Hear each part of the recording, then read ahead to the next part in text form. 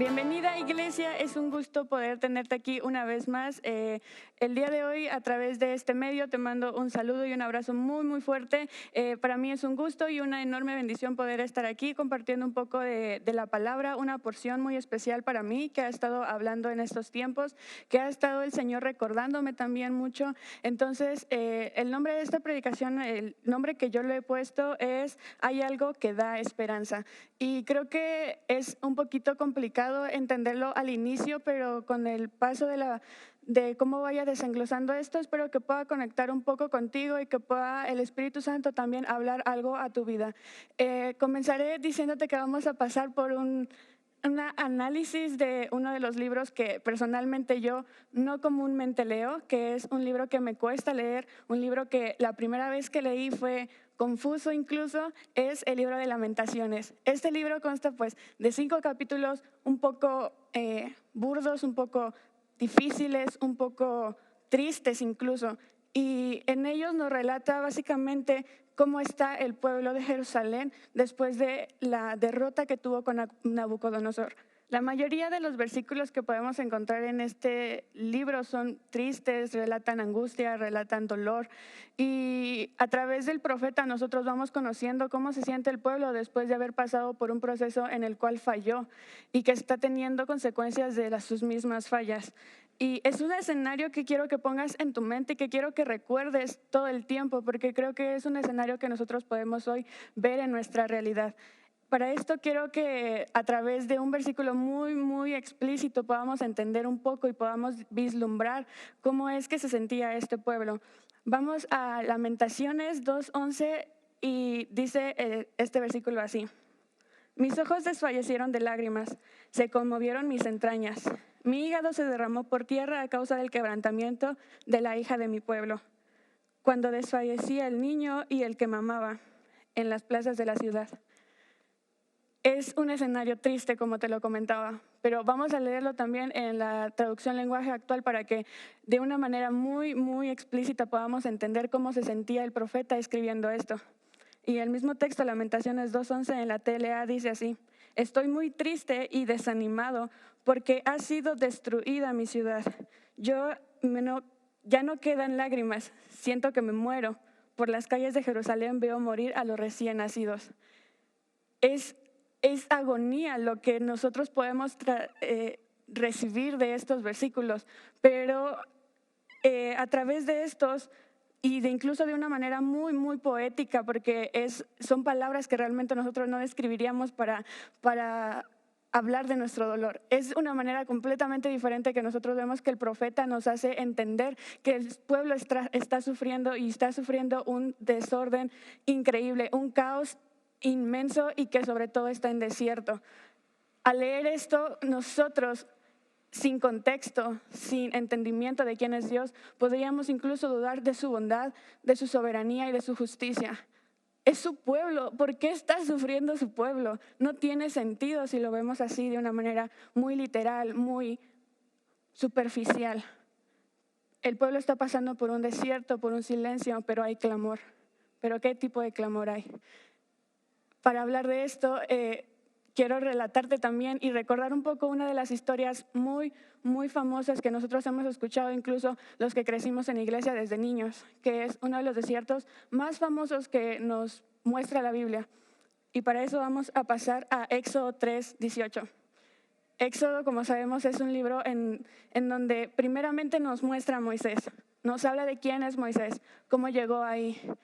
Y antes de todas las maravillas que Dios va a mostrar a su pueblo, también nos habla de cómo da el llamado a Moisés. Entonces, vamos a leer Éxodo 3:18 y dice así: y oirán tu voz e irás tú y los ancianos de Israel al rey de Egipto y diréis: Jehová, el Dios de los hebreos, nos ha encontrado. Por tanto, nosotros iremos ahora camino de 3 días por el desierto, para que ofrezcamos sacrificios a Jehová nuestro Dios. Es uno de los desiertos más importantes, te comentaba, porque el desierto significaba liberación para el pueblo. Estuvieron oprimidos muchísimos años en el pueblo de Egipto, sufriendo de abusos, sufriendo de escasez de comida, tal vez sufriendo Y lo más difícil que yo puedo observar en esto es sufriendo el silencio de Dios. Todo ese tiempo el pueblo estuvo en silencio, no hubo palabra, no hubo profeta, no hubo nada que declarara que Dios seguía con ellos y seguía hablando con ellos. El desierto para ellos significaba una liberación porque no solamente iban al desierto a vivir, vivían con un propósito y ese propósito era poder adorar a Dios. Ellos iban con una misión, iban enfocados en una misión y esa misión era adorar a Dios. Ellos no querían nada de Dios, no querían, por favor, danos plata, danos casas, danos un lugar para vivir. Ellos decían, por favor, sácanos de aquí, lo único que queremos es ir a adorar. Hasta donde lleguemos en el desierto, vamos a caminar 3 días. Hasta donde lleguemos, queremos adorar a Dios. ¿Por qué nos da miedo el desierto, hermano? ¿Por qué tememos pasar por los desiertos? El desierto significa un proceso y un proceso significa a su vez un cambio. Y un cambio para nosotros que conocemos a Dios significa entregar algo nuevo en sus manos, algo que nos cuesta, algo que nos duele, lo que significa en toda la extensión de la palabra un sacrificio. Y nunca es bueno y para nosotros nunca va a ser bueno. Nunca va a dar emoción, nunca va a dar gozo, nunca va a animarnos pasar por un desierto. Pero eso pasa cuando nos desenfocamos del punto clave que tiene el pasar por eso. Cuando nos olvidamos que los desiertos no son lo que nosotros pensamos, no son dolor, no son tristeza, no son angustia, no es incluso que te quiten algo, es dar algo por propia voluntad.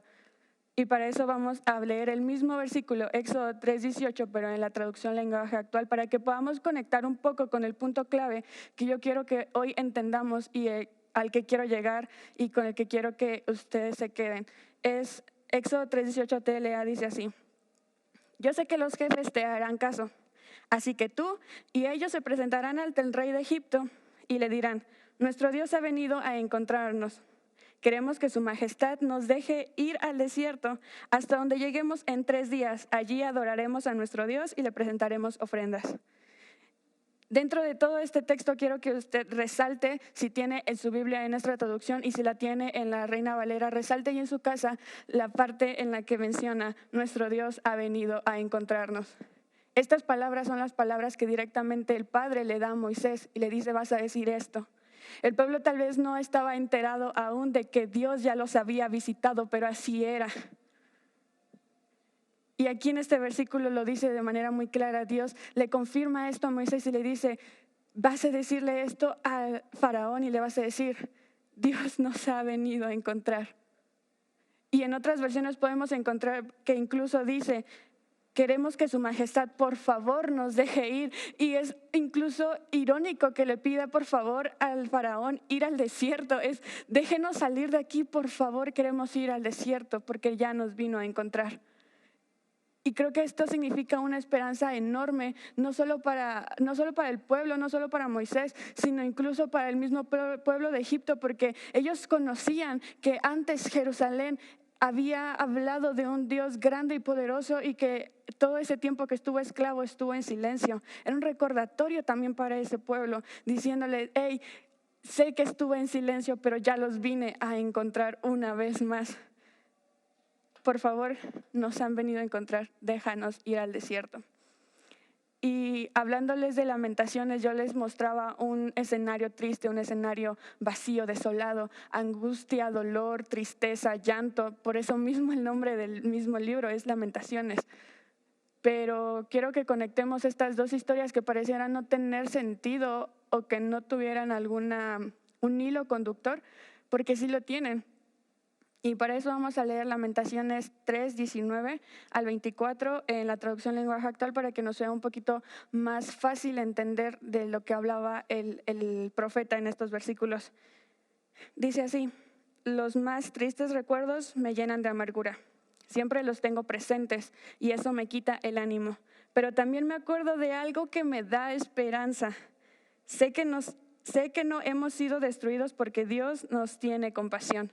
Sé que cada mañana se renueva su gran amor y su fidelidad. Por eso te digo que en Él confío. Dios es todo para mí. Y aquí viene la parte clave. Estás pasando por un desierto como lo pasó el pueblo de Israel en tiempos del Éxodo, y estás pasando un desierto tal vez como lo pasó el mismo pueblo de Israel en tiempos de lamentaciones. Y hay silencio, pero debe haber un clamor. Y ante ese clamor debe haber un recuerdo constante de tu esperanza. ¿En qué estás poniendo tu esperanza? ¿O simplemente estás desesperanzado ya ante tanta situación y tantas cosas que te están rodeando, que incluso tu proceso no lo has podido culminar o has tirado la toalla en medio de él?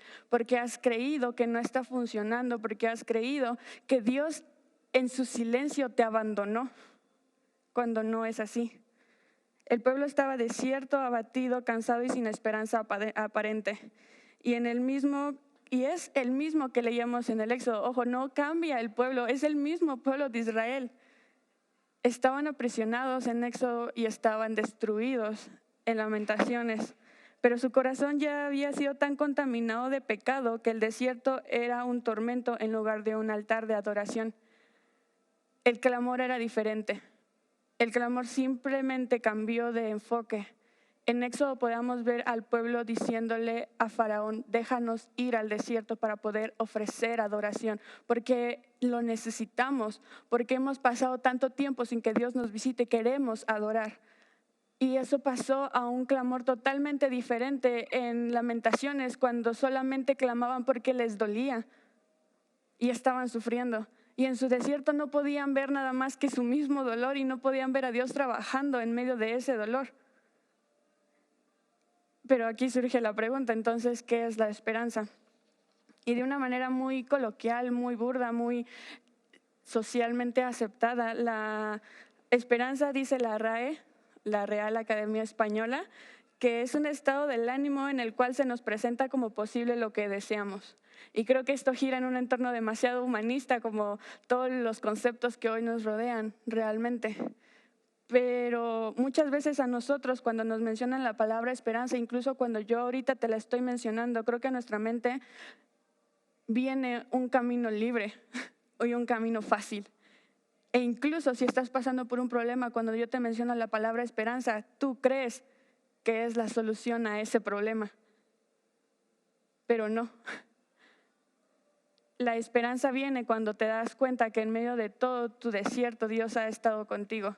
Y aún más, que Jesús ha estado caminando a tu lado, entendiendo y comprendiendo tu dolor. Que ha estado ahí viéndote llorar porque Dios ha venido tan pacientemente a sentarse contigo a moldear algo que no querías que fuera moldeado.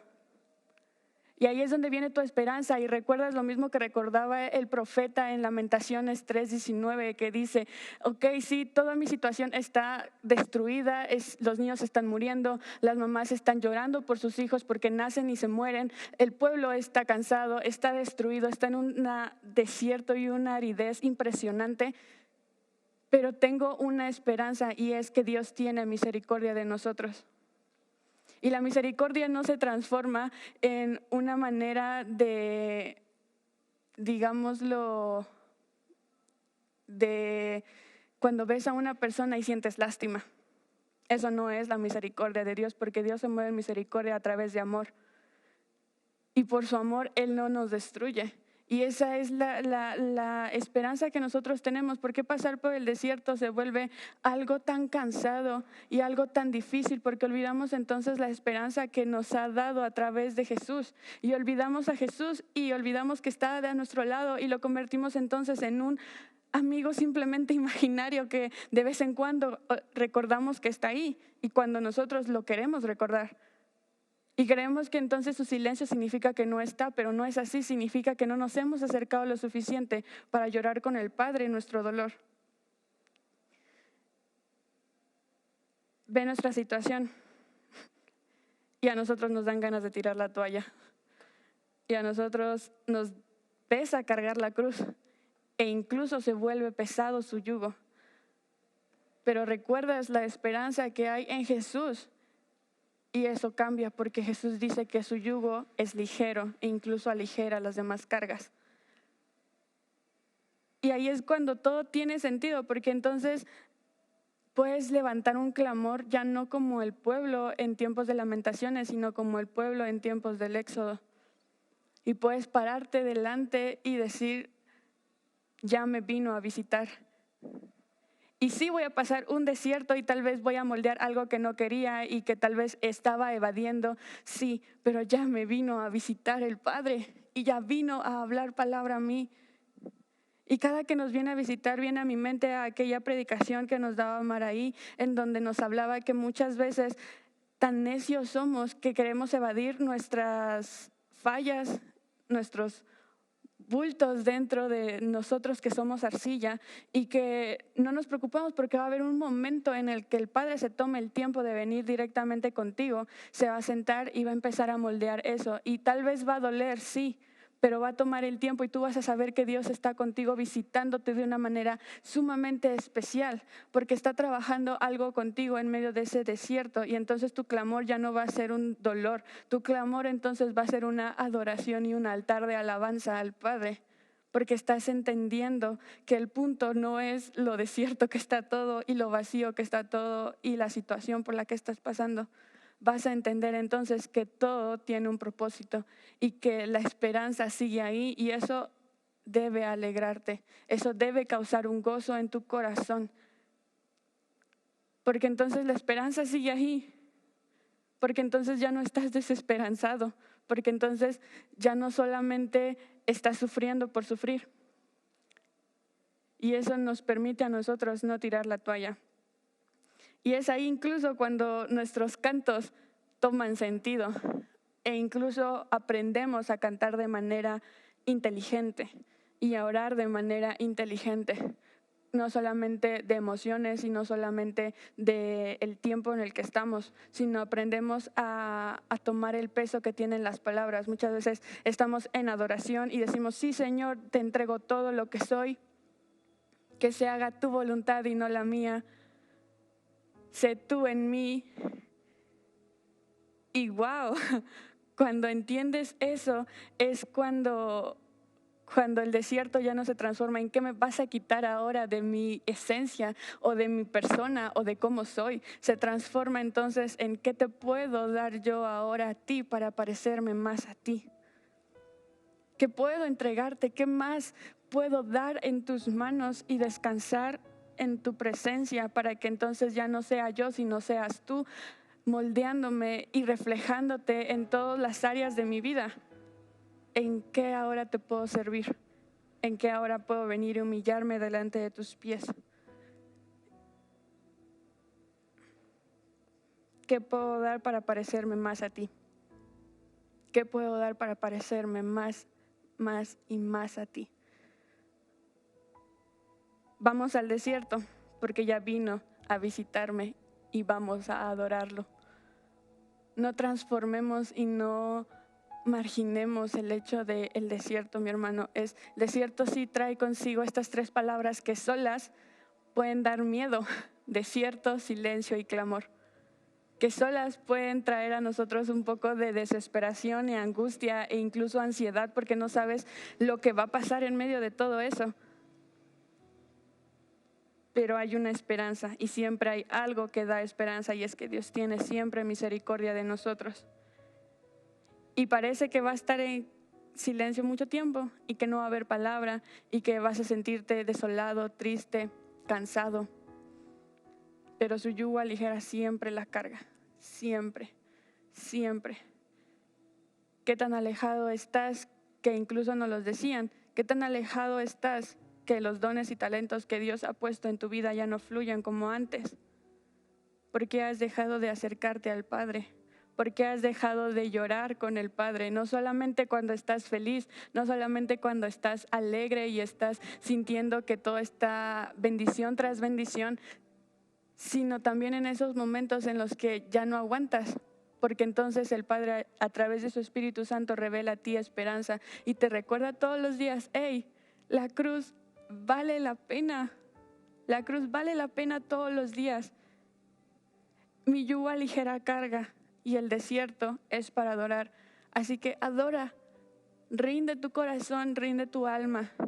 E incluso en esos procesos en los que nosotros no queremos hacerlo es cuando el sacrificio toma mayor sentido y es un olor fragante al Padre.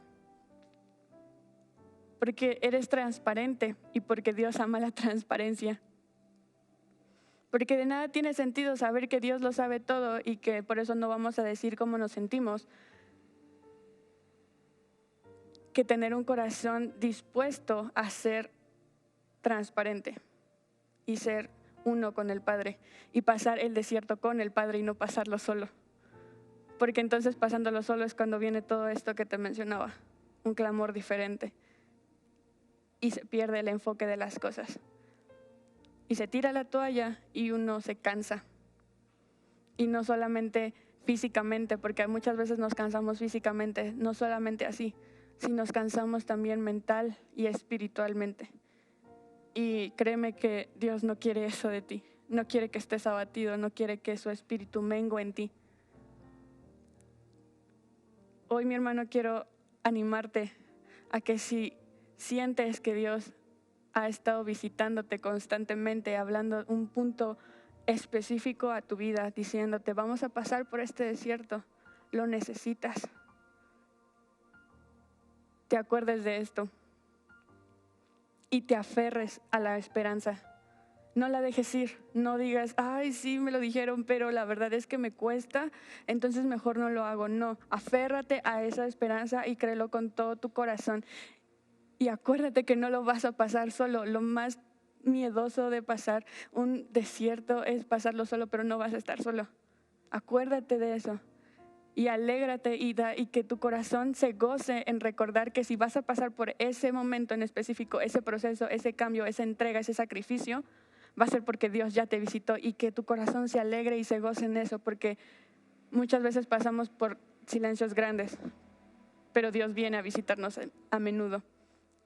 Date cuenta, abrázalo y aún en medio de eso recuerda constantemente tu esperanza. Siempre hay algo de esperanza y siempre hay misericordia y gracia abrazándonos. Quiero que recuerdes eso, mi hermano, siempre y que estemos en este caminar juntos.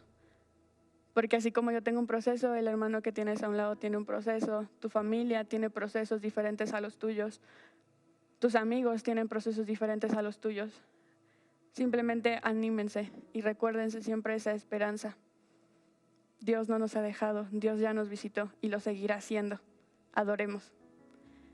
Vamos a terminar con una oración breve y concisa y quiero que ores también en tu casa con entendimiento y sabiendo lo que estás pidiendo directamente al Padre. Si en tu corazón hay ese deseo de decir, lo he dejado pasar muchísimo tiempo, que vuelva en sí y que pidas dirección al Padre. Señor, en esta ya noche, Padre, te pido por cada familia, por cada persona, por cada congregante dentro de esta iglesia que a través de este medio ha escuchado tu palabra y que a través de tu espíritu ha sido redarguido. Gracias por recordarnos constantemente tu esperanza y que no estamos solos, que tu misericordia es grande y que a pesar de que todo alrededor pareciera y dictara que no eres bueno en sobremanera. Ayúdanos a pasar por desiertos, tomados de tu esperanza, aferrados a tu mano y cubiertos de tu gracia, Señor. Gracias porque sabemos que aún en medio de lo que nosotros hemos pasado, tú no nos has dejado nunca y nos visitas constantemente. Ayúdanos a tener ese gozo constante y saber que no estamos en nuestras manos, sino que cada oportunidad que tenemos podemos dar algo más de nosotros a ti para parecernos más a tu persona. Queremos entregarte esto, queremos entregarte lo que sigue, Señor, a donde tú nos llames y de la manera en la que tú lo decidas. Gracias, Padre, por esta palabra y porque tú has fluido y sé que hablarás a cada corazón como fuera necesario, Señor. En el nombre de Jesús, amén.